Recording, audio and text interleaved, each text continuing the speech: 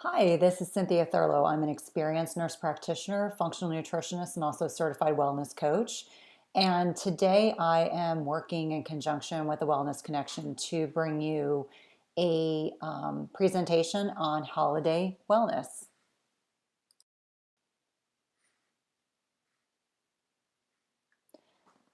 Do you know that more than 90% of Americans report stressing over the holiday season? I'm sure that that comes to no surprise for anyone that's listening. I find this to be one of the most stressful times of the year for my clients, for family members, for friends. It seems to be completely the norm.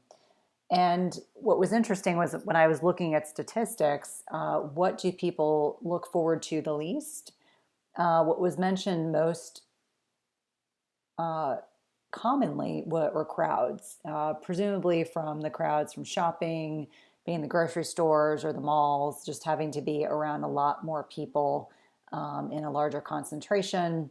There is great concern about gaining weight, gift shopping, traveling, and obviously that depends on who you're traveling to see, seeing certain relatives, disappointing gifts, seasonal music, which I found really sad because that's something that definitely gets myself and my family in the mood for the holiday season. Having to attend holiday parties or events, as well as having to be nice.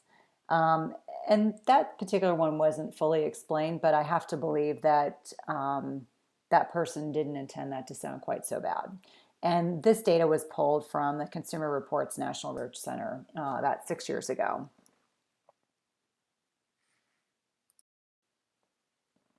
And so, what exactly is stress? Stress is a state of a mental or emotional strain or tension resulting from adverse or very demanding circumstances. It's a noun and a verb. And as you look at the zebra right here, I think it's stress. It's something that we all experience. There hasn't been a patient or a client that I've ever encountered who lives a completely stress free existence. If they do, they probably don't live in Northern Virginia. And so the stress response, I mean, there are normal physiologic or physical changes that occur when we experience stress. And you may notice this that sometimes people will get GI upset, maybe they'll get constipated, they may have diarrhea, they may just have abdominal discomfort, they may feel that their heart rate goes up, they may feel their blood pressure rise. You can oftentimes see pupils that'll dilate. When people are particularly stressed, they can have trouble remembering things. They may appear to be more anxious than usual. They may have issues with concentrating, and that's why, years ago when you used to study for exams, you may have sometimes had that brief moment where you were unable to think clearly or think straight. And certainly stress can be a component of that, as well as emotional things that will happen. People feel a sense of overwhelm. They may feel sad. They may be irritable or be short tempered, and you may see more severe manifestations. Some people will have changes in eating. They may either eat to excess or not eat enough. They may not be sleeping restfully. They may utilize crutches, and for some people that can be as benign as alcohol and can escalate to illicit drug use or other types of substances. Now, in terms of effects of stress, some stress is actually beneficial in terms of motivating ourselves to um, focus on the task at hand. However, you can actually have points where stress can be at a toxic level or an unhealthy level. And that's where you'll actually have significant damage or changes to your health, your mood, your productivity, your personal or professional relationships, as well as your quality of life. And so, what are the things that you'll see? I mean, sometimes people will complain of having a headache. They may feel very nervous. They may feel angry or irritable. They may have trouble sleeping. Sometimes this is where you'll have someone complaining of panic attacks or significant anxiety or depression. They can have skin changes. It could be dry. They could have acne. They could have eczema. They may get aches in their joints. Oftentimes it's the upper back, neck area. But you also can have issues with knees or weight bearing joints. With regard to your heart, you can have a faster heartbeat, rise in blood pressure. And, when you have toxic levels of stress, that can actually increase your risk of heart attack. With regard to your stomach, again, people may complain of feeling nauseous, sick to their stomach. They may have a reflux or GERD, and then they may also have some weight gain. If you're eating and consuming quite a bit of sugary foods or lots of refined carbohydrates, it can cause your pancreas to release more insulin, which can increase your risk of diabetes. With regard to your intestines, you may have either a faster than usual or slower than usual digestion, which may manifest as diarrhea or constipation. For women, they may have issues with painful periods. It can affect their sex drive as well as with men, or they may have issues with impotence. And then, when you're under significant stress, it actually lowers your immunity. So you may be more at risk for catching colds or other types of viruses or bacteria, or it may take you longer to recover from an illness. And so, who gets stressed? Everyone gets stressed. But statistically, the people that report the most stress are actually parents. And, women at the same time feel more stressed than men during the holidays, probably because of the pressure that they put on themselves to be, the primary gift purchaser and the person that's doing the entertaining in the home. Interestingly, the people of a college degree are less stressed, and that may be directly correlated with less financial pressures that they may perceive than probably a blue collar worker. And so no one is immune. The point being that everyone is susceptible to holiday stress. I love this cartoon because it shows, jolly old Saint Nick. Every year it gets harder to maintain the jolly fat man persona. So just know that if you're experiencing stress, probably everyone else that you know is as well. With regard to holiday stressors, finances are the most common source of holiday stress, reported at about 40%. Parents are more stressed than all other demographic groups by finances, and females are more likely than men to feel stressed by finances. Again, it could be because they're typically the primary people that are organizing and getting things together for the holidays. 37% of Americans feel stressed by memories of loved ones who passed away. Certainly, the holidays can remind people of the fact that their loved ones are no longer with them.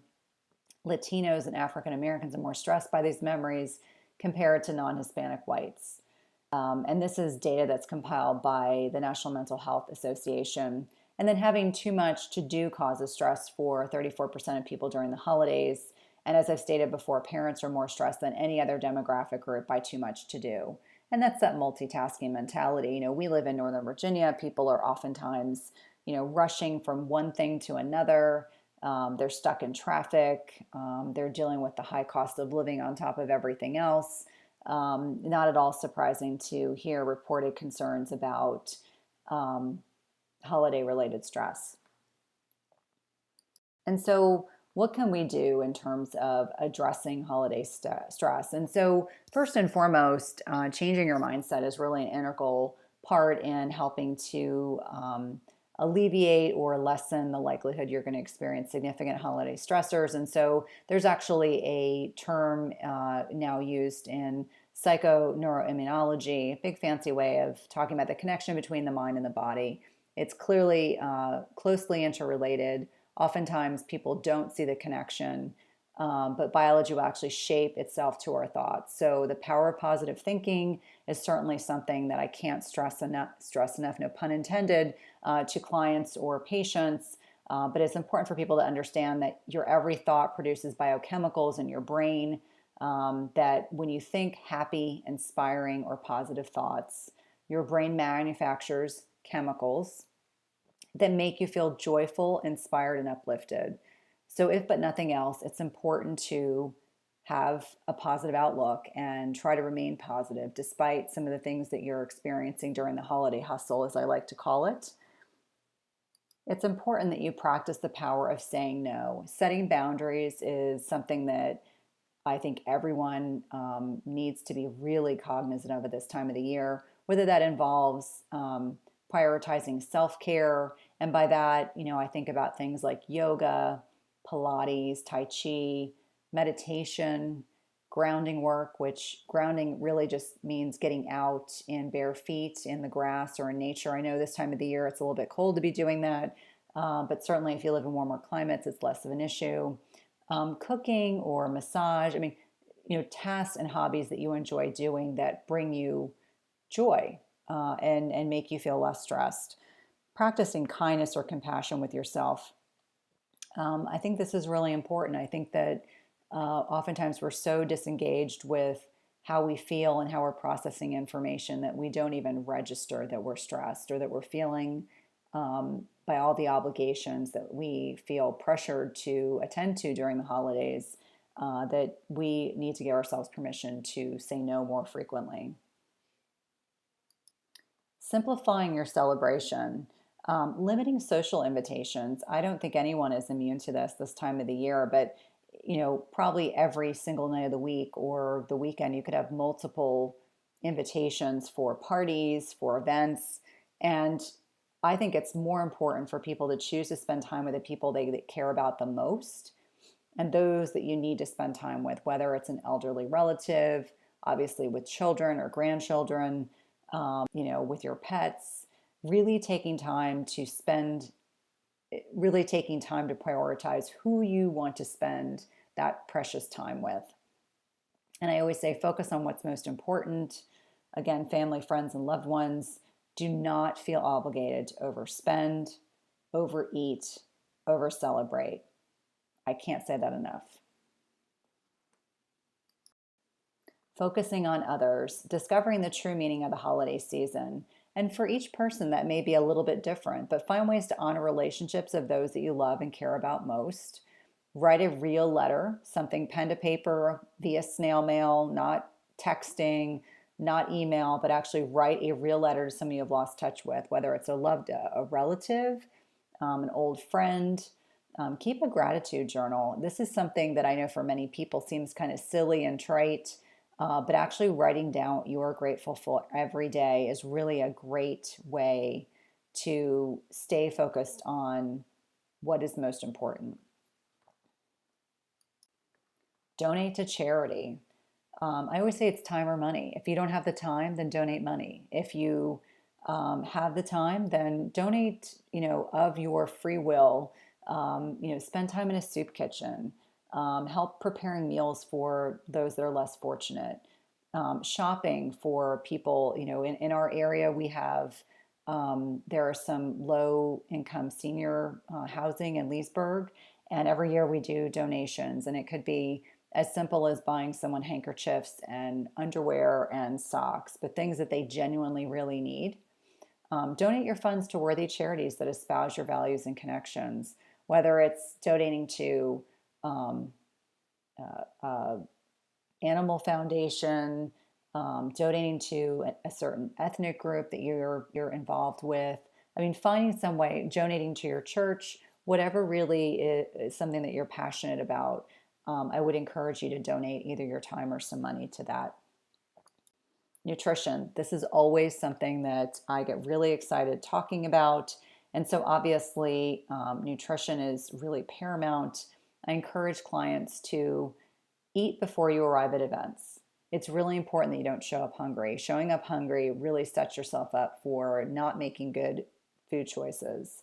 Plan to increase your fruits and vegetables on days around a holiday and allow yourself one cheat meal a day.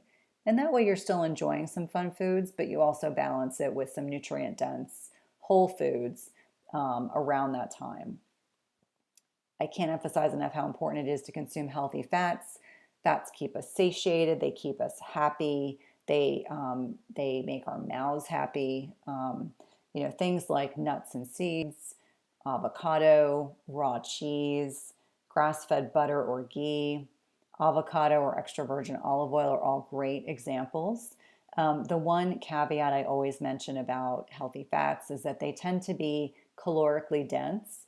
So you don't want to eat copious amounts. I would not encourage you to eat 2 cups of nuts. You will blow your calories for the day in 1 cup.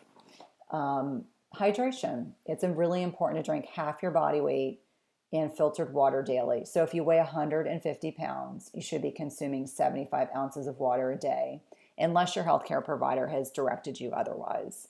Keeping your body hydrated will keep you more alert, will make sure that you're moving toxins out of the body more readily, will certainly set you up for success in terms of going to parties and events.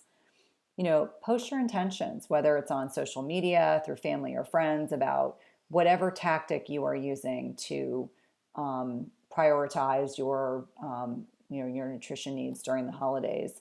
And let go and forgive yourself if you overeat or overindulge, and then eat more healthfully the following day. Don't use one day of lots of dietary indiscretions to completely derail all the hard work that you've done during the year.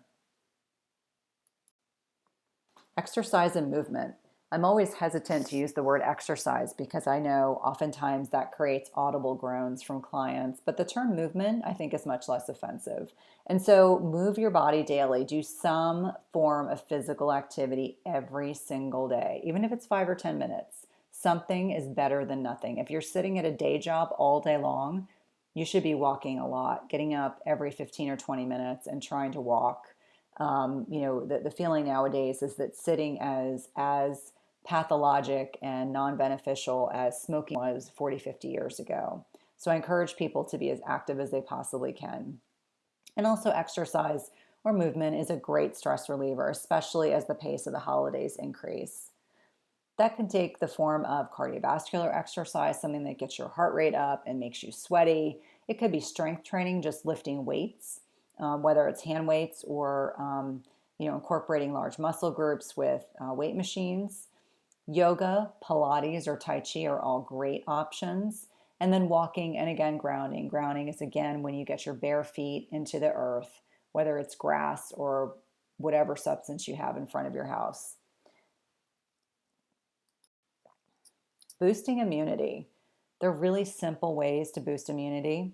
And so sleeping is probably, to me, the most important thing you can do, and really aiming to sleep 7 to 8 hours a night without interruption. And I know that it's common as we get closer and closer to the holidays, people sleep less and less and less to get more done. I would encourage you to stop what you're doing, if at all possible, 30 minutes earlier than you usually do, and go to bed. Hydration. We already talked about this, but half your body weight in ounces of water a day, really, really important. Washing your hands. I can't tell you how many times I'm in public restrooms and I see women using the facilities and then not washing their hands. And that is one of the easiest ways to keep yourself healthy, is to keep your hands washed when you're out, and not touching your face or any part of your body until you get home and wash your hands. And then rest and relax. Sneak in a nap during the holidays. I know that naps are considered to be something that is reserved for children, but sleeping less than 20 minutes will really recharge you, especially if you have to go to an event in the evening and maybe you were up a little bit late the night before. A 20-minute nap can be incredibly refreshing. So in summary, I think it's really important to set an intention to enjoy the holidays as much as you can and to set realistic expectations. I think it's very common for people to set unrealistic expectations and then they actually don't enjoy the holidays. And there could be nothing more sad than not enjoying the holiday season, which is truly meant to be a joyous time of the year. Savor moments of well-being, those neural connections. Savor spending time with family and loved ones. Practice self-care. Read a book, mindful breathing, yoga or meditation, walk, spiritual connections, connections with our churches, with our clergy people, or take a hot bath. I mean, there are endless amounts of ways to practice self-care. These just tend to be some of the more popular ones. I want you to practice gratitude, even if it's as benign as just acknowledging to yourself what you are grateful for every day. I encourage you to keep a gratitude journal. It can be really nice to reflect back on your blessings. And by writing down 3 things you're grateful for every day, it can be really nice later in the year to look back on what you were grateful for at that point in your life. And it can also be really grounding and very humbling to realize that the things you're most grateful for are oftentimes the most simple. Practice generosity. I really encourage people to be generous in spirit, in their mind and body. and certainly, donating time to those less fortunate, acknowledging those less fortunate, being grateful for what you have. Play and have fun. The holidays are meant to be a really fun time, spending time with your loved ones, taking advantage of, cultural opportunities, taking advantage of festive gatherings. I think it's important to fully embrace all of these during the holiday season. And hopefully, if you take a couple of these into account for yourself, you will experience a stress free zone or a less stress zone this holiday season. Thank you so much for listening.